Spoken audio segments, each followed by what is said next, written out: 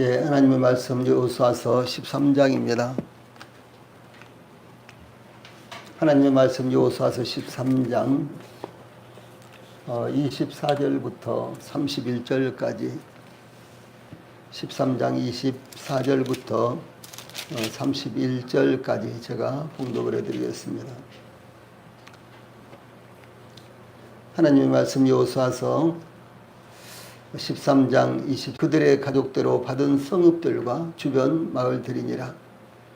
모세가 므낫세 반 지파에게 기업을 주었으되 므낫세 자손의 반 지파에게 그들의 가족대로 주었으니 그 지역은 마하나임에서부터 온 바산 곧 바산 왕 옥의 온 나라와 바산에 있는 야일의 모든 고을 60성읍과 길랏 절반과 바산 왕 옥의 나라 성읍 아스다롯과 에드레이라. 이는 므낫세의 아들 마길의 자손에게 돌린 것이니 곧 마길 자손의 절반이 그들의 가족대로 받으니라. 아멘. 31절 말씀까지 봉독을 해드렸습니다. 오늘은 여호수아서 13장 24절로 31절 말씀을 통해서 갑절의 축복이 임한 이유, 갑절의 축복이 임한 이유, 이런 주제로 말씀을 전해드리겠습니다. 오늘도 이스라엘의 지리에 대해서 우리 성도님들이 이제 조금씩 들으시면서 성경에서 나오는 이와 같은 지리들이, 지역들, 지리들이 어떤 의미가 있는가, 또 역사적으로 어떤 배경이 있는가, 이런 부분들을 우리 성도님들이 또 이렇게 익히 아시면은 성경을 읽으실 때 굉장히 유익하다고 생각이 듭니다. 사실 오늘 본문은 여기 13절부터 24절부터 28절까지의 말씀이 제가 지역을 소개하면서 아주 이제 많은 시간이 걸리겠지만은, 그러나 29절부터 30절, 31절이 오늘 본문의 핵심입니다. 그래서 오늘 전해지는 말씀의 핵심을 따라서 우리 성도들에게 큰 유익이 되기를 바랍니다. 이스라엘이 가나안을 정복한 후 요단 동편 땅부터 분배하는데 이 땅은 사실상 모세에 의해 이미 분배되었던 땅이었습니다. 이 루벤 자손과 갓 자손은 심히 많은 가축대를 가졌는데 그들이 요단 동편 땅을 보았을 때 목축하기에 알맞은 지역이었습니다. 이 갓 자손과 루벤 자손이 와서 모세와 제사장 엘르아살과 회중 지휘관들에게 말하여 이르기를, 여호와께서 이스라엘 회중 앞에서 쳐서 멸하신 땅은 목축할 만한 장소요, 당신의 종들에게는 가축이 있나이다. 또 이르되 우리가 만일 당신에게 은혜를 입었으면 이 땅을 당신의 종들에게 그들의 소유로 주시고, 그들의 그러면 좋겠네요.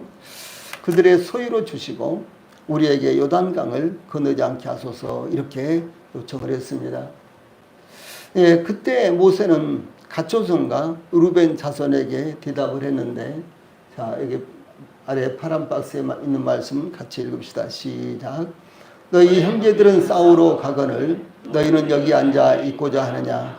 너희가 어찌하여 이스라엘 자손에게 낙심하게 하여서 여호와께서 그들에게 주신 땅으로 건너갈 수 없게 하려 하느냐?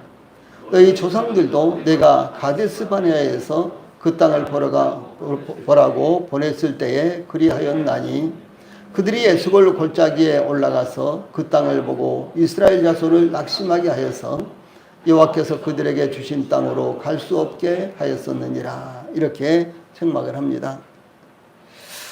모세는 이어서 그들을 향해서 또 이렇게 말하는데, 보라, 너희는 너희의 조상의 대를 이어 일어난 죄인의 무리로서 이스라엘을 향하신 여호와의 노를 더욱 심하게 하는도다. 너희가 만일 돌이켜 여호와를 떠나면 여호와께서 다시 이 백성을 광야에 버리시리니 그래야만 너희가 이 모든 백성을 멸망시키리라. 이렇게 경고를 합니다.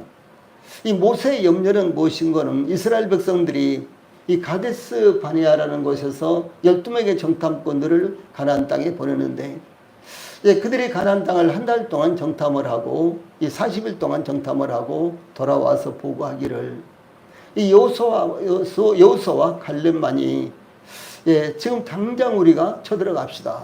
이제 이렇게 보고를 했는데 10명의 정탐꾼들은 아닙니다. 그 땅은 과연 젖과 꿀이 흐르는 땅이고 하나님께서 말씀하신 참 아름답고 좋은 땅이지만은 그러나 그 땅은 우리가 감히 쳐들어갈 수가 없습니다. 우리는 점령할 수 없습니다. 우리는 그런 능력이 되지 않습니다. 그들과 우리가 비교가 안 됩니다. 그러면서요, 이 백성들에게 그렇게 말하니까 백성들이 모두 다 그 말에 이제 미혹이 되어서 그렇다면 우리가 모세 말고 다른 한 사람을 세워서 애굽으로 돌아갑시다. 이렇게 이제 거의 이제 상황이 이루어진 것이었습니다. 그 일로 말미암아 하나님께서 진노하셔서 이스라엘 백성들을 광야로 몰아내시고 그 광야에서 그때부터 38년이라는 세월을 보냈는데 그 38년이라는 세월을 보내면서 애굽에서 출발할 때 20세 이상인 이스라엘 백성들은 모두 다 죽었어요.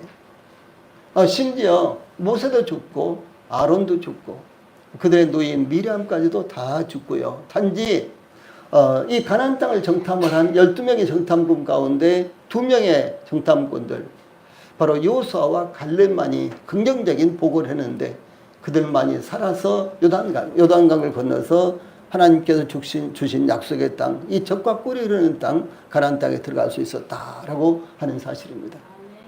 그래서 이 모세가 지금 이 여호수아가 지금 모세가 지금 염려하기를 혹시 이거 가데스 바네아에서처럼 또 이 백성들이 반역을 일으키는 것이 아닌가? 또 이 백성들이 불신으로 말미암아 하나님의 뜻을 저버리고 또 이제 하나님의 징계를 하나님의 진노를 받게 되는 것이 아닌가? 이것을 너무너무 염려를 한 것입니다. 이제 그때 이제 이 갓 자손과 루벤 자손은 모세에게 이렇게 대답합니다. 아래에 있는 파란 박스의 말씀 같이 읽어봅시다. 시작.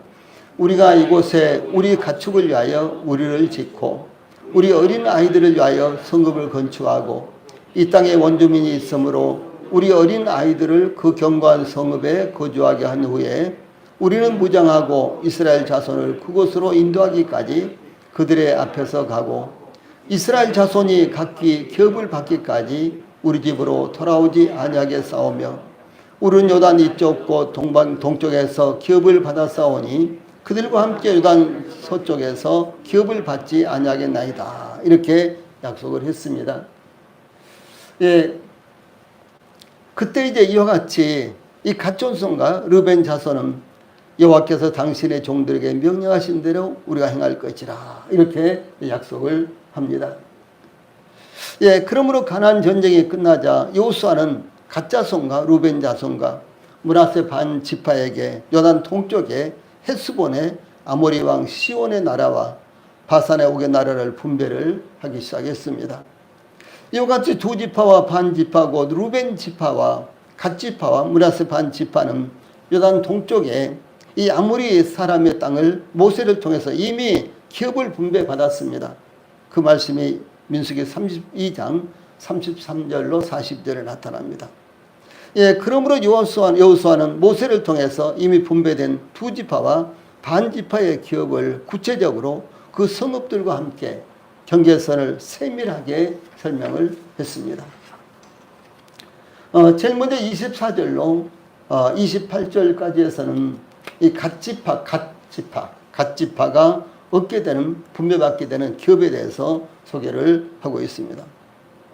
예, 하나님께서 여호수아를 통해서 이스라엘에게 요단강 동편에서 기업을 받을 므낫세 반 지파와 함께 르벤 족속과 갓 족속에 분배할 기업을 소개하셨는데 르벤 지파와 더불어서 갓 자손과 므낫세 반 지파의 기업은 요단강 동편에서 기업을 분배를 받았습니다. 이 갓 지파의 기업은 남쪽으로는 르벤 지파와 경계를 이루고 있으며 또 동쪽의 경계는 암몬의 수도인 라빠 앞에 아로엘까지이며 또 북쪽 경계는 헤스본으로 므낫세 반 지파와 경계를 이루고 있는데 야복강 바로 위에 있는 마하나임, 수콧을 거쳐 사본, 드빌, 갈릴리 바다 남단에 이르는 요단 계곡지대를 기업으로 받았습니다. 전체적으로 이제 제일 밑에 아래쪽이 루벤 지파가 있고, 여기 이제 파랗게 루벤 지파 있죠. 그 다음에 연두색 갓 지파, 그리고 제일 위에 므낫세 지파, 그렇게 되어 있죠. 그래서 이런 순으로요, 기업을 받았는데 모두가 다 저 갈릴리 호수, 여기 김내레 호수라 그랬죠. 이 갈릴리 호수에서부터 사해까지 이제 요단강과 그 호수를 끼고 이렇게 기업을 받았다라고 하는 것입니다. 근데 이 땅은 참 좋은 땅이었습니다. 아주 좋은 땅이었습니다. 그래서 이제 이 땅을 두 지파 반이 이제 기업으로 받았다라고 하는 것입니다. 제일 먼저 24절에서 모세가 갓 지파 곧 갓 자손에게도 그들의 가족을 따라서 기업을 주었으니 라는 말씀대로 이 갓 지파는 요단강 동편에서 기업을 받았는데 그들에게는 가축이 많았기 때문에 루벤 지파와 함께 모세에게 청혼하여 받게 된 기업의 땅이었습니다.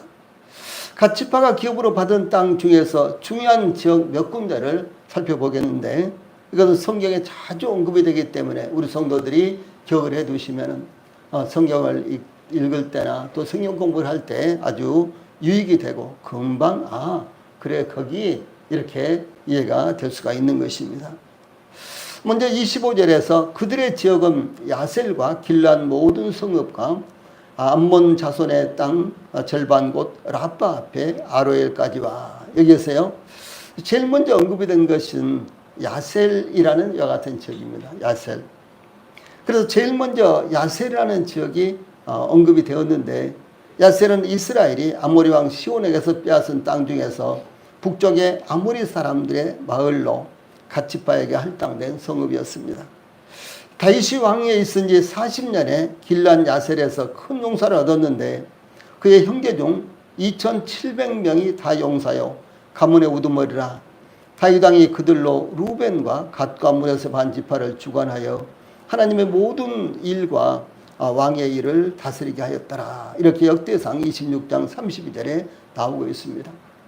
예, 그러므로 이 야셀에서 이제 성장하고 야셀에서 거주하는 이와 같은 갓 지파의 백성들은 이 대단히 용맹하고 건장하고 그래서요 이 다윗의 통치 때 아주 중요하게 사용이 된 이와 같은 모습이 나타나고 있습니다.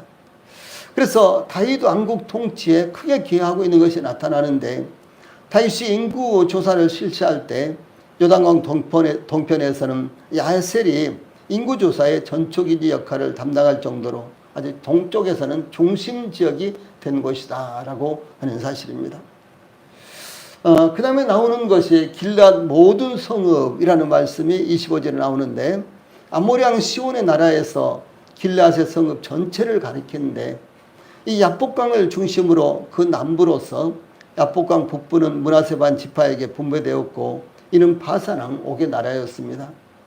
이스라엘의 역사에서 길앗은 대단히 중요한 지역이었으며 이 수많은 사건이 일어난 곳입니다. 이것은 소위 족장시대 아브람과 이삭과 야곱, 이 세 이제 이스라엘의 조상들이 이제 활동할 때가 소위 족장시대라고 이렇게 말합니다. 그런데 이 족장시대부터 이 길앗은 대단히 중요한 이와 같은 지역이고 많은 사건이 그곳에서 일어났습니다. 길앗은 사해 북쪽 끝에서 갈릴리 바다 남쪽 끝까지 뻗어 있는 요단강 동쪽에 위치해 있었는데, 넓게는 사해 북쪽에서 갈릴리 호수 동쪽 동편까지, 그러니까 루벤 지파와 갓 지파와 므낫세 지파가 기업으로 얻은 땅, 그 땅에 모두 다 인접해 있는 이와 같은 지역을 가리켜서 길앗 이렇게 넓게는 말합니다. 그런데 이 넓은 지역을 루벤 지파와 갓과 므낫세 반 지파에게 이제 분배가 되었습니다. 이 적은 요단강 골짜기를 끼고 있기 때문에 아주 비옥한 토양과 풍부한 수자원, 아주 물이 아주 많았습니다. 대체적으로 이스라엘은 물이 아주 적습니다. 우리가 요단강 그러면 어떤 환상을 느끼죠. 아주 물이 그냥 팔팔 막 흘러 넘치고 이렇게 생각을 하는데요. 요즘은 이제 요단강이 평상시에는요 마르지는 않지만 거의 마른 것이나 다름없을 정도로 물이 조금밖에 흐르지 않습니다. 왜냐하면 중간중간 막아가지고요 물을 전부 다 끌어다가 그 사막 광야 지역에서 농사를 짓고 또 공업용수로 쓰니라고 요단강에 있는 물들은 모두 다 끌어가기 때문에 요단강에 있는 물들이요 이렇게 많이 흘러가지 못하고 그래서 사해의 물도 아주 미세하지만 조금씩 줄어듭니다. 이 갈릴리에서부터 시작된 요단강이 이제 흘러서 결국은 사해로 들어가잖아요. 그런데 요단강 물이 계속해서 이제 줄어들기 때문에 그러니까 사해로 흘러가는 물이 아주 적기 때문에 사해의 물도 점점점 줄어들고 있다. 이렇게 보고가 되고 있습니다. 특히 이스라엘은 이 젖과 꿀이 흐르는 땅 이제 이렇게 말하지만 이 요단강을 중심으로 이제 양쪽은 아주 비옥한 토지가 이루어져 있습니다만은 거의 대체적으로요 불모지와 같은 땅들이에요. 그런데 그 요단강 물을 끌어들여서 이스라엘이요 이 땅을 이렇게 개간을 하고 땅을 바꿨는데 지금은 세계 최고의 농업국가잖아요. 예, 그래서 이스라엘에서 생산되는 포도라든가 내지는 또 감람나무라든가 올리브 그리고 또 무화과라든가 특별히 이제 오렌지 같은 경우는 유럽도 오렌지의 주산지입니다. 그런데도 불구하고 이스라엘제 오렌지가 유럽에서요 가장 비싸게 팔리고 가장 맛있는 오렌지 이렇게 알려져 있습니다. 예, 그래서 이제 이와 같이 이 요단강을 끼고 있기 때문에 이 길앗 모든 성읍 이곳은 요단강을 끼고 있기 때문에 아주 풍부한 이 수자원 그리고 비옥한 토양 이런 것으로 말미암아 고대 근동의 주요 무역로가 위치해 있고요. 또 아주 전략적인 위치가 된 곳이 바로 이 길앗 모든 지역입니다. 그러므로 길앗은 지리적인 중요성으로 인해서 이스라엘 모든 지파들이 요단강 부근을 서로가 탐을 냈고요. 또 이방인들도 길앗 땅을 두고 자주 격전이 벌어졌습니다. 성경은 암몬 사람들 사사기 11장 사무엘상 11장에 보면 암몬 사람들이 그 땅을 차지하려고 전쟁을 벌이고 있고 또 모압 사람들은 사사기 3장에 보면 또 쳐들어와서 그 땅을 차지하려고 하고 있고요. 뿐만 아니라 아람과 아수르와 바벨론까지 침략을 해서 길앗 주민들과 그들 사이에 수많은 분쟁과 전쟁을 일으키는 이와 같은 모습이 나타나고 있습니다. 땅이 좋으니까 그 땅을 서로 차지하려고 하고 또 전략적으로 아주 중요한 위치에 있기 때문에 그 땅을 차지하면 어떻게 되겠어요? 전략적으로 대단히 유리하게 된 거죠. 예. 원래 우리나라 6.25 전쟁이 일어나기 전에는 저 동쪽은 저 동쪽 이제 전선은요 저 북쪽으로 많이 올라가 있었습니다. 그리고 이제 이쪽 서쪽 전선은 남쪽으로 많이 내려와 있었죠. 예, 그런데 6.25 때 우리는 가능한 한 이 서쪽 전선을 이제 북쪽으로 옮기려고요. 이곳에 많은 군인들을 이제 투입을 해가지고 이곳에서 우리가 이 북한군들을 많이 이겨서 이 전선이 북쪽으로 많이 확대가 됐고, 그다음 동쪽은 자연스럽게 또 더 내려왔어요. 그래서 6.25 전쟁이 일어나기 전과는 정반대의 이와 같은 현상이 일어났습니다. 예. 그런데 이제 하나님께서 이 예레미야를 통해서 선지자 예레미야를 통해서 이와 같은 말씀을 하십니다. 자, 우리 이 말씀 같이 읽어봅시다. 시작. 여호와의 말씀이니라. 내가 술법으로도 제어할 수 없는 뱀과 독사를 너희 가운데 보내리니 그것들이 너희를 물리라 하시도다. 슬프다 나의 근심이여 어떻게 위로를 받을 수 있을까? 내 마음이 병들었도다.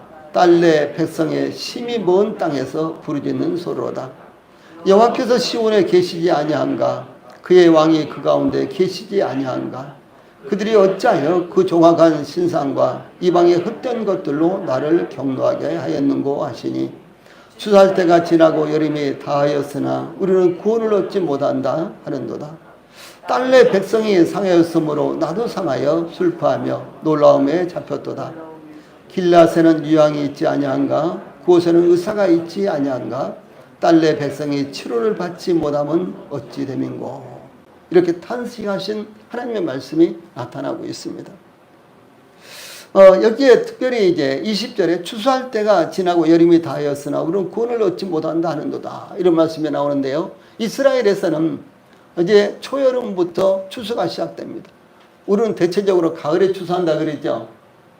이제 과거 이제 보리나 밀을 많이 이제 재배할 때는 우리도 초여름에 보리나 밀을 이렇게 탈곡을 했고요. 그리고 이제 과거 저희 나라가 참 못 살 때는 보리와 밀이 생산되지 않는다면 정말 배가 고팠겠죠. 예. 그래서 저희들이 어렸을 때를 생각해 보면요. 보리와 밀이 나기 전에 이미 쌀이 떨어져 버려요. 그러니까 보리가 아직 파란데 이제 조금씩 누릇누릇한데 그것을 뜯어다가 낫으로 베지도 못하고 그것을 뜯어다가 삶아서 껍질을 벗겨가지고요. 그것을 이제 이 가루로 만들어서 맷돌에다 가서 갈아서 가루로 만들어 가지고요. 그것으로 죽을 써먹었어요. 예. 거기다가 이제 이제 무 이제 그 잎사귀, 그 다음에 이제 고구마 넣은 거를 마구 썰어서 이제 집어넣고요. 그래가지고 큰 솥에다가 잔뜩 써가지고 막 이렇게 몇 그릇씩 먹었습니다. 그래서 이제 배를 채우던 그런 시절이 있었죠. 그 다음에 이제 간신히 이제 보리나 밀을 추수를 하면은 그것이 이제 가을에 그 쌀이 나오기 전에 떨어져 버린 거예요. 그 기간이 한 달 정도 있습니다. 쌀이 떨어진 기간, 그 보리가 떨어진 기간. 봄에도 이제 쌀이 떨어지고 보리가 나오기 전에 한두 달간의 그 간격이 가장 빈궁한 여가던 시기였습니다. 그런데 이스라엘에서는 이 초여름부터 여름에 소위 보리와 밀을 추수하는 거예요. 그래서 여기 보니까요, 추수할 때가 지나고 여름이 다하였으나 우리는 구원을 얻지 못한다는 거다. 예, 벌써 구원을 받아야 되는데, 벌써 추수를 해야 되는데, 추수를 하지 못하고 있는 여 같은 모습을 말씀하고 있는 거예요. 그래서 이스라엘 백성들뿐만 아니라 이제 우리나라에서도 모든 사람들에게요, 벌써 구원을 받아야 되는데, 예, 복음을 그렇게 들었으면 벌써 믿고 구원을 받아야 되는데, 그렇지 못한 이와 같은 안타까움을 하나님께서요, 탄식하고 있는 거예요.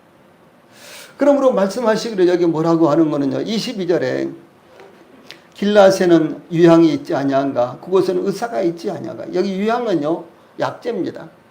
그 다음에 의사는 치료하는 사람이죠. 그래서 유향이 있고 의사가 있는데도 불구하고 치료를 받지 못하면 무슨 일인가, 그것입니다. 복음이 증거되고 하나님 말씀이 분명하게 증거되는데도 불구하고 그것을 믿지 못함으로 말미암아 구원받지 못하는 이와 같은 안타까운 모습을 여기에 말씀하고 있는 것입니다. 그래서 이 하나님께서 기름진 땅을 이스라엘 백성들에게 주셨지만 그들은 우상을 숭배함으로 하나님을 떠나서 병들었다라고 하는 사실입니다. 하나님께서 가장 싫어하는 것이요, 우상 숭배입니다. 이것은 하나님을 믿고 구원받은 성도들 뿐만 아니라요, 구원받지 못한 사람들에게도, 세상 사람들에게도 하나님께서 가장 싫어하는 것이 우상 숭배입니다. 그래서 국가적으로나 사회적으로 또 가정적으로 우상 숭배는 철저하게 제거를 해야만 되는 것입니다. 또 뿐만 아니라 말씀드렸던 대로 거기에는 유향이 있으며 의사가 있어도 하나님의 백성들은 치료를 받지 못하고 있다라고 하는 것입니다. 이와 같이 하나님께서 주시는 것으로 만족하고 감사하는 것이 얼마나 중요한 것인가를 말씀하고 있는 것입니다. 다음에 또 25절에요. 그들의 지역은 야셀과 길르앗 모든 성읍과 암몬 자손의 땅 절반 곳 라파 앞에 아로엘까지 와. 여기에서요, 라빠라는 말씀이 나오죠. 라빠. 이 라빠는 요단강 동쪽 37km 지점으로요, 르바임 족속의 바사랑 옥의 본거지였는데, 여기 지도에 나오죠. 이 롯의 후손들은 암몬에 거주하고 있었고요. 이 암몬이나 모압이 롯의 후손입니다. 롯은 아브라함의 조카지요. 그리고 이 소돔과 고모라 성이 멸망을 할 때 간신히 탈출했던 사람이 롯과 두 딸이잖아요. 근데 롯이 두 딸을 통해서 이제 아들 두 명을 낳는데 그들이 모압과 암몬이 된 것이죠. 예. 그런데 이 롯의 후손들은 암몬에 거주하고 있었는데 그 수도가 오늘날의 암만입니다. 그래서 요르단 왕국의 수도, 그 암만이 여기서 나옵니다. 이 암몬과 이스라엘은 서로 적대적 관계가 지속되고 있었으며 두 나라 사이에는 자주 전쟁이 벌어졌는데 여호수아서에서 이 사울 왕에 이르는 이 사사시대 동안 아주 긴 시대 동안 무려 약 200년 내지 300년 정도 아주 긴 시대 동안 이 전쟁이 일어났던 이스라엘과 전쟁을 했던 이와 같은 시대가 있었습니다. 암몬 족속은 모압의 에글론 왕과 아말렉과 동맹을 맺고 이스라엘을 공격하여 여리고 성을 18년 동안이나 지배했고요. 이 사사 에웃이 모압 왕 에글론을 물리치기까지요. 아주 긴 세월 동안 이스라엘이 압제를 당했습니다. 또한 암몬은 사사 입다 때와 이 사울 왕 때에도 야베스 길앗까지 침입을 했고 이제 다윗 시대에 이스라엘은 라빠를 공격할 때 우리아를 일선에 보내서 다윗이 우리아 충신을 죽게 만들었죠. 그 이스라엘의 열왕기 시대에도 암몬은 이스라엘과 자주 충돌을 했습니다. 그래서 이 라빠, 암몬의 라빠, 이것이 성경에 아주 많이 등장을 하고요. 여기서 많은 사건들이 일어나고 있습니다. 그 다음에 26절에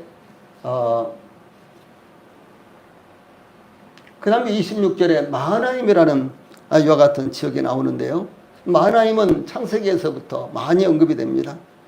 이 마하나임은 하나님의 군대 혹은 두 무리의 군대라는 뜻으로 요단강 서쪽 강변에 인접한 곳으로 족장들의 역사와 이스라엘 역사에서 자주 등장하는 장소입니다. 야곱이 하란의 에삼촌 댁에서 20년 동안 머슴살을 마치고 가나안 땅 아버지의 집으로 돌아오던 중에 하나님의 군대를 만났고 바로 그 옆에 야복강에서 하나님과 씨름을 하는 그런 일이 있었죠. 그래서 하나님의 군대를 만났다라고 그 장소의 이름을 그런 의미인 마하나임이라고 이렇게 불렀습니다. 사울왕이 블레셋과의 전투에서 전사하자 사울의 아들 이스보셋이 이곳을 수도로 삼고요. 그의 나라를 이제 세웠으나 곧바로 실패하고 말았습니다. 그 다윗의 아들 압살롬이 반역을 일으키자 다윗은 허겁지겁 예루살렘을 빠져나와 마하나임을 일시적인 수도로 삼고 반격을 개시를 했는데 이제 압살롬의 죽음으로 끝났죠. 그래서 마하나임은 군사 정치적으로 자주 활용이 된 이와 같은 지역이었습니다. 다음에 27절 후반부에서는 유단 동쪽 긴네렛 바다의 끝까지라 라는 말씀이 나오는데 이 말씀은 갓 지파의 기업이 긴네렛 바다 동남쪽에 이르는 요단 계곡 지대를 기업으로 받았다는 것을 의미합니다. 이 긴네렛 바다, 사실상 성경에서는 호수 바다라는 이 단어가 똑같은 단어예요. 그래서 이제 히브리어서나 헬라어에서 동일하게 그 당시에는 이제 바다나 호수에 이제 구분이 없었던 그런 시대입니다. 언어적으로. 그래서 이제 히브리서에서도 그다음에 헬라어에서도 동일하게 바다라고도 나오고 호수라고도 이렇게 나옵니다. 그래서 이 긴네렛 바다는 마태복음 4장 18절에 보면 갈릴리 바다라고 이렇게 나오는데 이 구약 성경에서는 긴네렛 바다 혹은 긴네롯 바다 이렇게 부르고 있고요. 신약 성경에서는 이 갈릴리 바다라는 명칭에도 디베라 바다, 게네사렛 호수 등으로 부르는데 오늘날에도 갈릴리 바다, 긴네롯 바다, 긴네롯 바다 혹은 디베라 호수 등으로 오늘날까지도 그렇게 부르고 있는 호수입니다. 이 오늘날에도 이와 같이 부르고 있는데 갈릴리 바다 혹은 갈릴리 호수는 바산 평야와 유단강 계곡 사이에 마치 하프처럼 이렇게 하프처럼 생긴 이런 이제 호수입니다.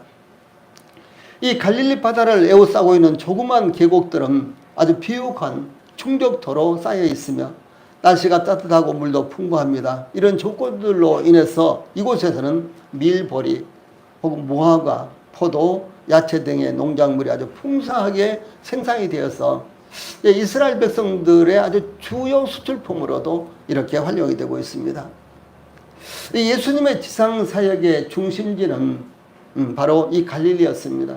이 갈릴리 호수인데 갈릴리 호수였습니다. 또한 갈릴리 사역의 근거지는 디베라 바다 북쪽 해안에 가버나움이라고 하는 데가 있죠. 그래서 여기 왼쪽에 가버나움 보이죠? 이곳이 예수님의 아주 중요한 이 사역지입니다. 사역 중심지였습니다. 그래서 예수님의 공생의 대부분은 가버나움과 바로 그 옆에 있는 디베라 사이 호수의 북서쪽 지방에서 보내셨습니다.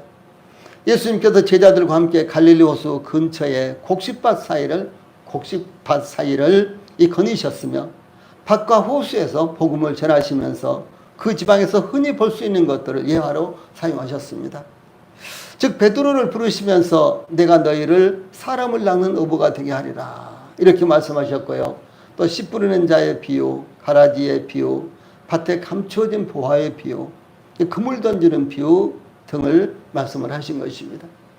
그래서 이 갈릴리 호수에서 고기를 잡을 때 그물로 이렇게 그물을 던져서 잡았기 때문에 예수님께서 이 그물을 던지는 것과 관련된 이와 같은 사건과 이와 같은 이제 예화들이 자주 나타납니다. 지금도 뭐 당연하겠지만 이렇게 벼를 심으면요, 소위 이 벼만 많이 있으면 좋겠는데 피가 옛날에는 이제 이 일꾼들이 많이 있으니까 모내기 하면서도 다 뽑고 또 이제 벼를 심어 놓은 다음에도 피를 다 뽑고 그래가지고 이제 가을에 추수 때는 피라는 것이 거의 없었죠. 혹시 하나나 있을까 말까 그랬는데 지금은 그렇게 못하기 때문에 이렇게 이제 서울 궁제 들에 나가보면요, 벼반 피반 막 이런 데도 있더라고요. 저러면 어떻게 되지 할 정도로요. 그렇게 그 피가 많은데 이것을 가리켜서 이제 가라지라고 이렇게 해도 좋겠죠. 이 보리 농사를 지어도 동일합니다. 이 보리 농사를 지어도 보리만 막 이렇게 올라오는 것이 아니라 이제 속이 완전히 까맣게 탄 이제 이런 것들도 막 중간중간 올라와요. 근데 이런 것들을 전부 다 제거하고 사실은 베야 되거든요. 근데 막 베면은 막 보리가 지저분해지고 막 그렇죠. 그래서 이와 같은 것들이 예수님 당시에도 당연히 많았겠죠. 그래서 예수님께서 설교를 하실 때, 말씀을 전하실 때요, 아주 익숙한 것들, 이제 말씀을 듣는 사람들에게 아주 익숙한 것들을 예화로 사용하셔서 그들에게 말씀을 전함으로 그들이 쉽게 이해할 수 있도록 이렇게 하신 것을 볼 수가 있습니다. 또 뿐만 아니라 벳세다의 어느 언덕에서 오병이어의 기적을 베푸셨습니다. 예수님의 기적, 총 33번의 기적 가운데요, 10번의 기적을 바다와 관련해서 행하셨고요. 또 갈릴리 호수를 중심으로 농업뿐만 아니라 각종 산업이 발달하였는데 어업과 건업, 조선업, 염색업, 제역업 등이 아주 발달했었습니다. 그러니까 예수님 당시에 예수님의 집안은 목수 집안이었죠. 그렇죠. 예수님의 아버지 양부 아버지가 요셉이 목수였죠. 그래서 예수님도 아마 목수를 어렸을 때부터 옆에서 보고 배우고, 그래서 예수님께서 공생애를 시작하실 때가 30살이었으니까 그때까지 예수님은 아마 익숙한 아주 인류의 이런 목수였지 않겠느냐, 이런 생각을 우리가 미뤄해 볼 수도 있는 것입니다. 예, 그래서 이제 이와 같이 이제 갈릴리 호수에는 여러 가지 이와 같은 산업들이 발달하고 있었고요. 특별히 갈릴리 호수에서는 약 20종 이상의 물고기들이 서식하고 있었는데 그와 같은 물고기들이 잡혔고, 지금도 성지순례로 갈릴리 호수를 가면은 꼭 먹게 되는 것이 베드로 고기라는 것이죠. 베드로 고기. 그래서 이 베드로 고기는 이제 갈릴리 호수에서 잡아 올린 것인데, 이제 기념으로 베드로가 이 고기 잡았다 이제 이렇게 하면서 이제 관광 자원으로 이렇게 활용하고 있는 물고기가 있는데 붕어보다도 조금 더 큰 여러 같은 물고기들입니다. 그래서 이제 갈릴리 호수는 그곳 사람들의 삶의 터전이요, 중요한 소득원이었기 때문에, 예, 그러므로 이 갈릴리 호수를 이제 중심으로 기업을 얻는 것은 그 지파에게 있어서 굉장히 유리했다라고 하는 것이죠. 그래서 어느 지파가 갈릴리 호수를 기업으로 받느냐 하는 것은 지파의 번영을 위해서 대단히 중요한 이와 같은 일이 되는 것이었습니다. 그 다음에 이제 29절부터 31절까지에서는 므낫세 반 지파의 요단 동쪽의 기업이 나타나고 있습니다.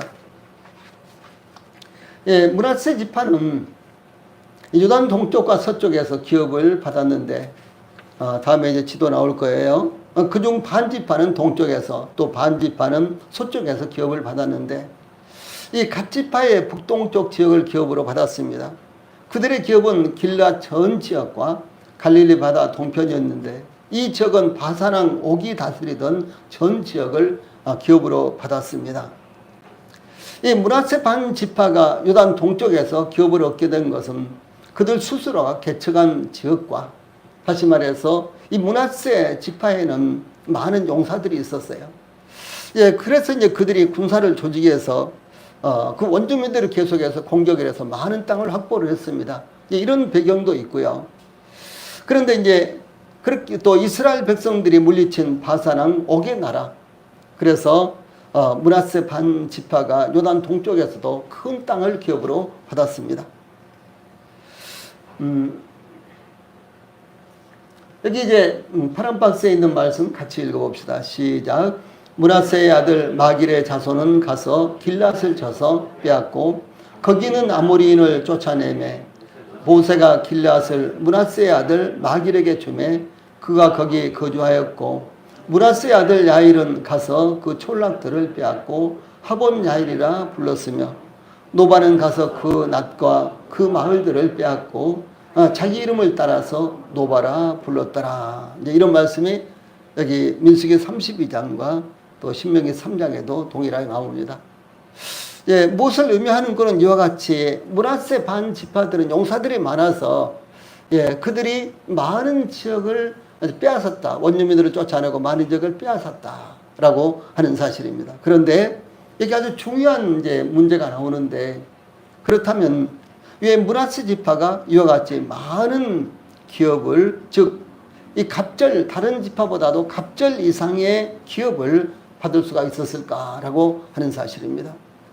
예, 므낫세 지파는 요단 동쪽에서도 요단강을 건너기 전에도 기업을 받았고, 요단강을 건넌 후에 서쪽에서도 기업을 받았는데, 요단강 동쪽에서 받은 기업도 이 갓 지파나 루벤 지파가 받은 기업보다도 훨씬 더 넓은 지역이었습니다. 그 다음에 요단 서쪽에서도 기업을 받았는데, 남쪽의 유다 지파를 제외하고는요, 에브라임 지파와 거의 비슷한 이와 같은 넓은 지역을 받았습니다. 오히려 다른 지파보다도 두세 배 더 넓은 땅을 기업으로 받았거든요. 그런데 왜 이와 같이 사실상 이 기업을 분배할 때는 제비뽑기로 해서 기업을 분배했다 그랬잖아요. 그런데 이 제비뽑기로 해서 기업을 받았는데, 그런데 하나님께서요, 그들의 소원과 그들의 역량을 따라서 제비를 뽑게 하시고 기업을 주셨다라고 하는 사실입니다. 자, 그렇다면 므낫세 지파가, 예, 이와 같이 양쪽에서 기업을 받았는데, 양쪽에서 받은 기업이 모두 다, 예, 다른 지파보다도 훨씬 더 넓은 땅을 기업으로 받을 수 있었다는 것이죠. 그렇다면 므낫세 지파는요, 이와 같이 많은 기업을 얻기를 소원을 했고, 또 한 가지는 그들이 그와 같은 땅들을 관리하고 보존할 만한 역량을 가지고 있었다라고 하는 사실을 말씀하는 것입니다.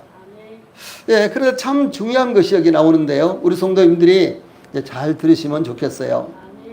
애굽왕 바로는 요셉을 애굽의 총리로 임명을 하고, 온의 제사장, 온이란 말이 모든 그런 말이 아니고요, 온의 제사장 보디베라의 딸 아스낫을 모세의 아내로 줍니다. 그래서 대제사장의 딸을 모세가 아내로 얻을 수 있었다라고 하는 것은요, 이제 모세가 아주 대단한 사람이었다라고 할 수가 있는 것입니다. 요셉이 대제사장의 딸과 결혼할 수 있었다고 하는 것은 요셉이 총리로 임명이 됐고, 또 요셉이 얼마나 거기에서 신망을 받고 고리가 있었느냐 하는 것을 의미를 하는 것입니다. 그런데 그 요셉의 아내가요, 이 아스낫인데, 그 아스낫이 므낫세와 에브라임을 낳았고요. 므낫세는 마기를 낳았고 마기는 길앗을 낳았다 그럽니다. 그래서 요단 동쪽을 가리켜서 길앗이라 그랬죠. 그런데 그 원래 그러니까 이 원래 그 땅에 길앗이라는 그 같은 이름이 있었습니다. 예, 그런데도 불구하고 또 길앗이라는 이름을 이와 같이 모세는 자기 손자에게 지어줬다라고 하는 사실을 알 수가 있죠. 그런데 므낫세 지파는 요단 동편에서도 거대한 땅을 받았고요. 요단 서쪽에서도 넓은 땅을 받아서 다른 지파에 비하면 2배의 많은 땅을 받았습니다. 요단 동편에 있는 땅도 다른 지파에 비하면 한 2배나 되고요. 요단 서편에 있는 땅은 2배 이상 아주 넓은 이런 땅을 분배를 받았다고 하는 것이죠. 그래서 이 므낫세 지파가 왜 이와 같이 많은 땅을 기업으로 받을 수가 있었을까요? 하나님께서 야곱을 통해서 요셉의 두 아들 므낫세와 에브라임을 야곱의 아들로 받아들입니다. 창세기 48장 5절에 보면 내가 애굽으로 와서 이제 가나안 땅과 온 지역이 전부 다 가뭄으로 인해서 먹을 것이 아무것도 없었죠. 예, 그래서 결국은 요셉이 애굽의 총리로 있으면서 저 가나안 땅에 있는 아버지 야곱을 내려오십시오라고 이렇게 초청을 하죠. 예, 그래서 이제 야곱이 애굽에 내려가서 요셉과 상봉하고 그다음에 야곱이 죽을 때쯤 돼서 야곱이 요셉을 축복을 하는데 요셉의 두 아들 므낫세와 에브라임을 야곱이 자기 아들로 받아들이는 거예요. 그럼 무슨 의미가 있겠어요? 그러면은 이스라엘은 야곱의 아들이 12명이잖아요. 그렇죠? 그래서 12지파가 되는 거예요. 그런데 요셉의 아들 2명을 야곱이 자기 아들로 받아들이니까 결국은 이스라엘이 몇 지파가 됩니까? 13지파가 되는 거예요. 그래서 이 요셉은 한 지파인데 야곱에 의해서 2지파가 된다 그 말이에요.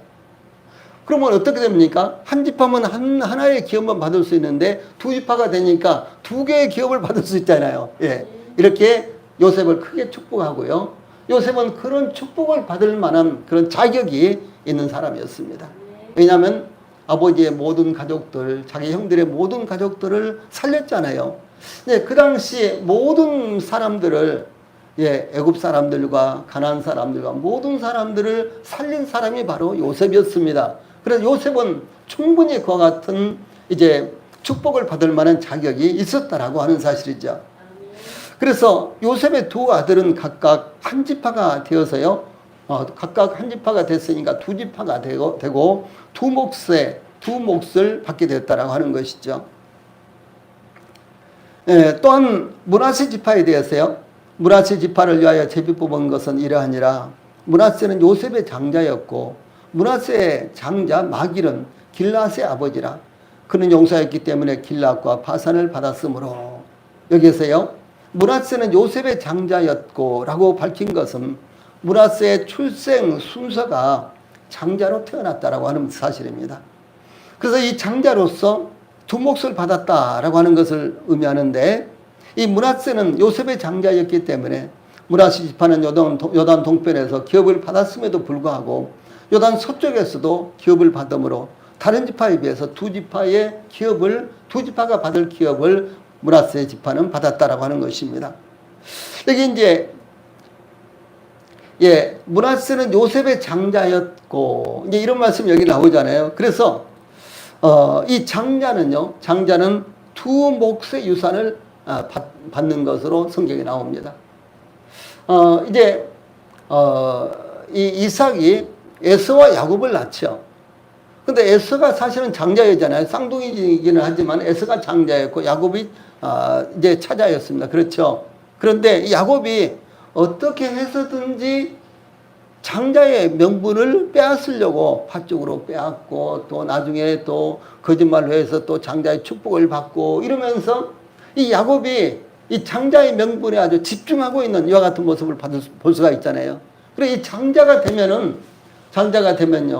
이제 그 다른 아들들보다도 2배의 축복을 받고 2배의 기업을 받고요. 사실은 아버지의 모든 소유가 그 장자에게 넘어오는 것입니다. 그래서 이제 형제간들이 많으면 그 형제간들을 전부 다 이제 맏아들이 관리를 하는 거예요. 이 관리를 하는 것은 생사 여탈권까지 전부 다 갖게 되는 것입니다. 그러므로 이제 구약시대의 장자의 그 권위가요 얼마나 큰 것인가를 알 수가 있는 것이죠. 뭐 지금도 가끔 그런 사례들이 있습니다만 지금은 뭐 남자 아들 딸 뭐 분간 없이 이제 재산들을 물려주곤 하지요. 그런데 저희들이 어렸을 때는 무조건 장자에게 다 갔죠. 그리고 이제 둘째 아들부터는 조금 떼가지고 그것 가지고 먹고 살지도 못할 정도로 떼서 이렇게 준다든가 이제 그랬잖아요. 그래서 이 장자는 아버지가 살던 집이라든가 논밭이라든가 이런 걸 거의 대부분 다 이렇게 물려받았죠. 그리고 딸들은 아예 뭐 그냥 쫓아내듯이 시집 보내고 그것으로 끝내버리고 우리나라도 이제 그렇게들 했었습니다. 그런데 이스라엘의 그 과거의 장자는요 그보다도 더 큰 권위를 가졌어요. 마치 완전히 왕처럼 아버지 이제 족장이 왕이죠. 그런데 그 장자도 역시 아버지를 계승해서 왕이 되고요. 그리고 모든 부족들을 다 다스렸으니까 생과 사까지도 주장을 하는 그런 시기였습니다. 그런데 이 성경에서는 장자는 두 몫의 유산을 받게 되는데 제일 아래에 있는 말씀 신명기 21장 7절에 보면요. 반드시 그 미움을 받는 자의 아들을 장자로 인정하여 자기의 소유에서 그에게는 두 몫을 줄 것이니 그는 자기의 기력의 시작이라 장자의 권리가 그에게 있음이니라 이렇게 기록하고 있습니다.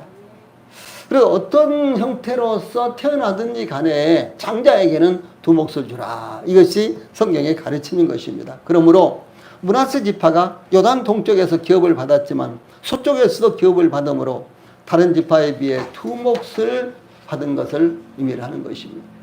자, 이렇게 이제 보시면 돼요. 이 요셉은 므낫세와 에브라임 아들 둘을 낳습니다. 그런데 이제 야곱이 이 므낫세와 에브라임 두 아들을 다 내 아들이다 그러면서 야곱이 자기 아들로 받아들였기 때문에 므낫세 하나, 에브라임 하나. 그래도 이제 요셉은 결과적으로 두 몫을 받는 것이잖아요. 그런데 이 므낫세가요, 또 그 중에서 또 장자잖아요. 그래서 므낫세가 또 두 몫을 받는 거예요. 그래서 유단 동쪽에서 한 몫, 유단 서쪽에서 한 몫. 그래서 우리가 이제 지도를 보면요, 유단 동쪽에도 므낫세 땅이 있고 유단 서쪽에도 므낫세 땅이 있다라고 하는 것을 지금 말씀을 드리는 것입니다. 그래서 결과적으로 요셉 지파는 모두 몇 지파 몫을 받습니까? 세 지파 몫을 받는 거죠. 그렇죠? 그래서 에브라임 한 몫, 그 다음에 므낫세가 두 몫, 그래서 모두 다 세 몫을 요셉 지파가 받게 되는 것입니다. 이 야곱의 장자는 누굽니까? 루벤이죠. 야곱의 장자는 루벤이었습니다. 그런데 루벤의 범죄로 인해서 루벤은 장자권을 상실해 버립니다. 그 장자권은 요셉에게 넘어갔고요. 영적인 장자권은 유다에게 넘어갔습니다. 그래서 유다로 말미암아 이스라엘의 왕들이 나오는 것입니다. 그래서 역대상 5장 1절로 2절에 보면 이스라엘의 장자 루벤의 아들들은 이러하니라.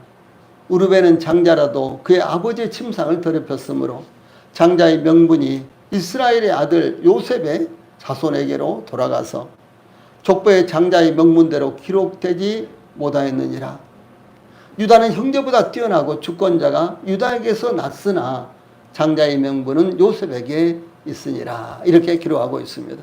그래서 육신적으로 장자는 요셉이에요. 근데 영적으로 장자는 유다를 이어가고 있는 것입니다. 이렇게 성경이 기록하고 있습니다.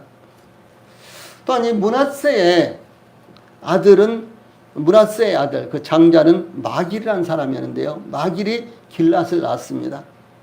그래서 여호수아서 17장 1절에 그는 마길은 그러니까 므낫세의 아들이 마길이라 그랬죠. 그는 마길은 용사했기 때문에 길랏과 바산을 받았으므로 이렇게 나온단 말이에요. 이 마길 므낫세의 아들이 용사였기 때문에 길랏과 바산을 얻었다. 그 무엇인 거는 이 마길은 용사여서 많은 지역을 점령을 했다. 스스로 많은 지역을 점령을 했다라고 하는 말씀을 이렇게 하는 것입니다. 그래서 이 마귀는 싸움에 능한 용맹스러운 자였다라고 하는 것입니다. 그런데 여기에서요, 중요한 것이 므낫세의 아들 마길과 손자 길라 그렇게 나오는데요. 다시 봅시다. 제일 위에 있는 말씀, 그 마길은 그는 용사였기 때문에 길앗과 바산을 받았으므로. 그런데 이 므낫세의 장자가 마길이고 그 다음에 손자가 길앗입니다. 그런데 그들 모두가 다 용사였다는 것이죠. 근데 여기에 이제 마길이라는 므낫세의 아들, 손자라는 길앗은 모두 다 마길이라는 아들, 손자라는 길앗을 의미하는 것이 아니고요. 집단적으로 말하는 것입니다. 므낫세의 아들들, 므낫세의 후손들을 가리켜서 므낫세의 아들 마길, 손자 길앗 이렇게 말하는 것입니다. 그러니까 한 사람을 말하는 것이 아니라 이 므낫세의 후손들은 모두 다 용사였어요. 아주 뛰어난 용사였습니다. 예, 그것을 지금 의미를 하고 있는 것입니다. 그래서 므낫세의 아들들과 그 용사들은, 그 이제 후손들은 다 용사였다는 것입니다. 그러므로 므낫세의 후손들은 당연히 물리적인 싸움에서 뿐만 아니라 물리적으로 그 원주민들과 싸워서 땅을 빼앗고 그리고 더 지경을 넓히고 그랬을 뿐만 아니라 예, 믿음의 용사였다라고 하는 것을 의미합니다. 여기에서는 예, 육체적으로만 용사 아니라 싸움을 잘하는 용사일 뿐만 아니라 믿음으로도 용사였다라고 하는 것을 여기서 의미를 하는 것입니다. 그래서 예, 므낫세의 후손들은 당연히 물리적인 싸움에서 뿐만 아니라 예, 믿음의 용사였다라고 하는 것을 말하는데요. 므낫세의 후손들은 길앗과 바산과 쌓여 이김으로 그 땅을 기업으로 받은 것입니다. 심지어 이스라엘이 남북으로 분단된 후에 므낫세는 유다와 동조하여 예루살렘 성전에서 섬겼습니다. 참 엄청난 일입니다. 예, 우리 성도들이 이것을 깊이 이제 지금 이해가 되시는지 모르겠는데 이제 솔로몬 이제 제일 먼저 초대 왕이 사울이죠. 그 다음에 이제 다윗이 왕이 되고 그 다음에 세 번째 왕이 솔로몬이죠. 근데 솔로몬의 타락으로 말미암아 왕국이 나눠지죠. 북왕국과 남왕국. 이제 북왕국은 에브라임을 중심으로 10지파가 가담을 하고요. 남왕국은 유다 한 지파만 이제 가담을 합니다.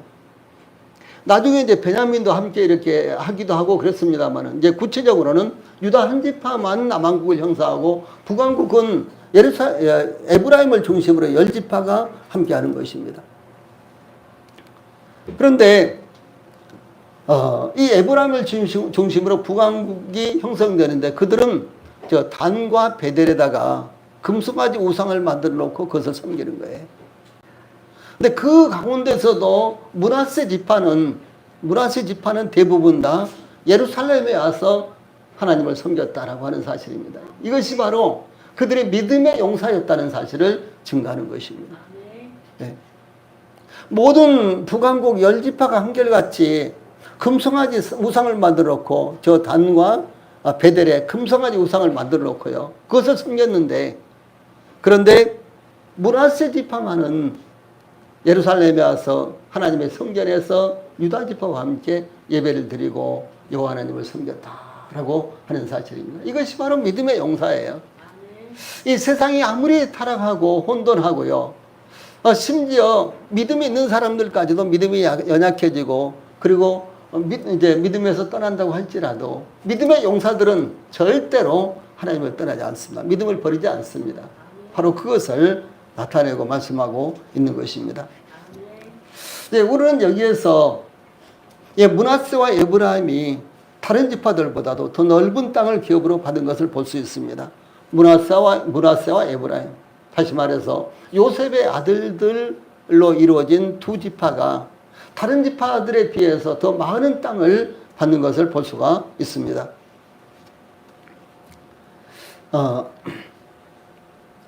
그런데 그 이유가 무엇이었을까요? 그것은 바로 요셉의 신앙의 결과로 그 후손들에게 큰 축복이 이어지고 있다고 하는 것입니다. 자, 요셉은 한 지파이기 때문에 하나의 기업만 받을 수밖에 없었는데 나중에 세 지파의 몫을 받게 되잖아요. 그 이유가 어디에 있느냐는 거죠. 그것은 바로 요셉의 신앙의 결과였다라고 하는 사실을 말씀하는 것입니다. 이것이 여기에 핵심이에요. 이 본문의 핵심인 것입니다. 그래서 이 요셉의 신앙의 결과로 그 후손들에게 큰 축복이 이어지고 있는 것입니다. 즉 요셉은 다른 형제들보다 2배의 축복을 받았고, 그리고 요셉의 아들들도 다른 지파들보다도 2배의 축복을 받음으로 말미암아 결과적으로 요셉의 후손들은 하나만 받아야 되는데 세 지파 몫을 받게 되는 이런 축복을 받게 되는 것입니다. 또 요셉의 장자로 축복을 받은 에브라임은 유다 지파 다음으로 큰 축복을 받았습니다.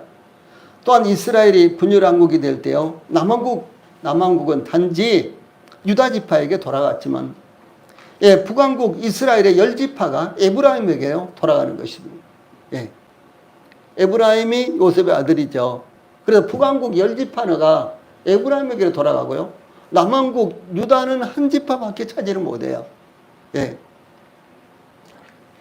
그래서 결국은 12분의 12지파 가운데 10지파가 요셉의 후손들에게 돌아가는 것입니다.